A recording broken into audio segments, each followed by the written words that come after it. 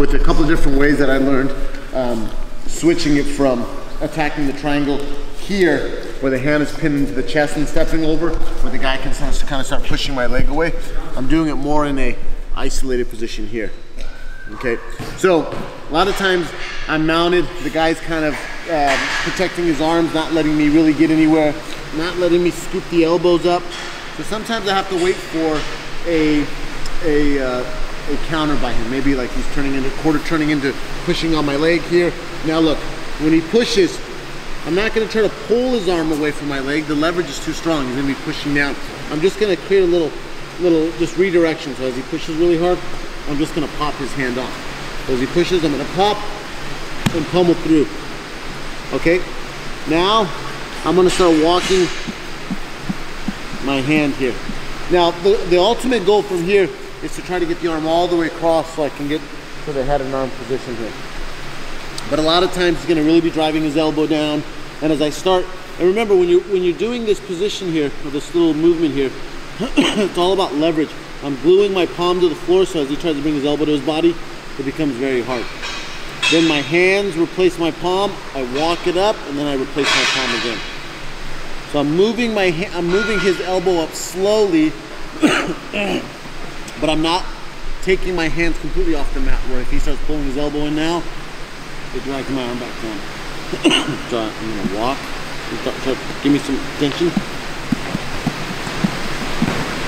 Now I want to try to get it across. What happens a lot of times, he gets into this position. So it makes it really hard for me to push, keeps his elbow in tight.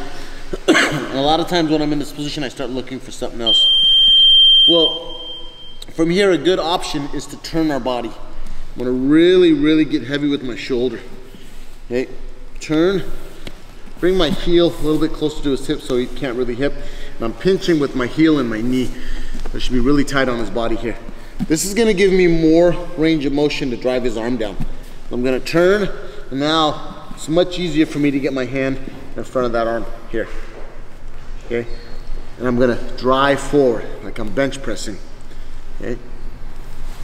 And I'm gonna start trying to extend his arm and get his arm away from his body. Okay? You have a lot of control here. Go ahead and get your arm back. Very hard for him to get his arm back from here.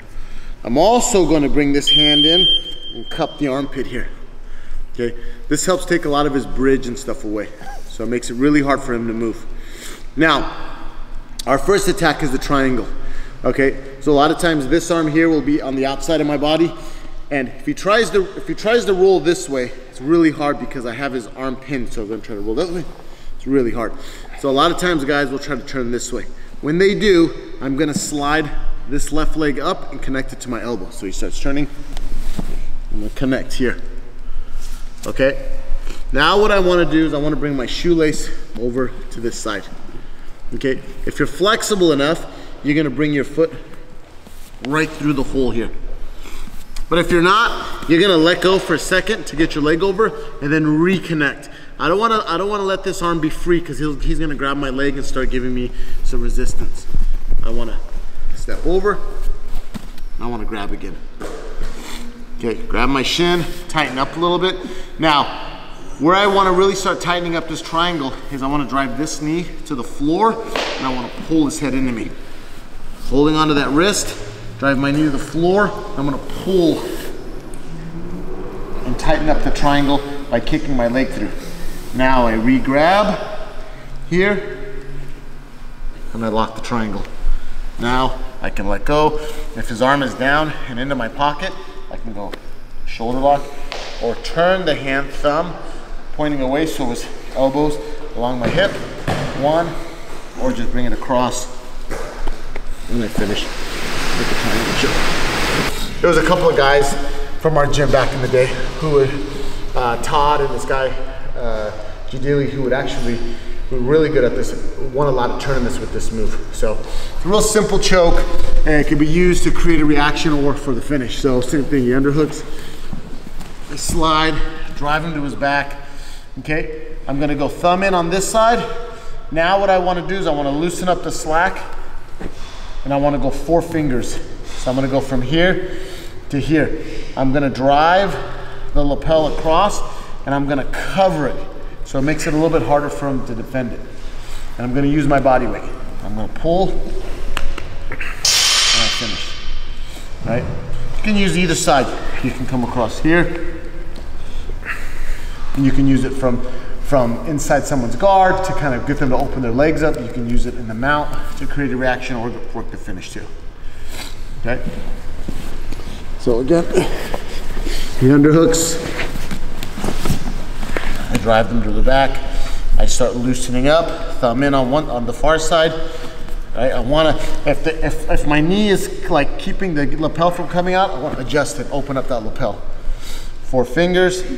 I want to leave enough material to get across that neckline. And I'm going to cover and bury it, and then I'm just going to drive my weight into him. Right? His hands will go to defend. Right? I can create reactions off this. I can slide in the mount. I can start attacking the arm.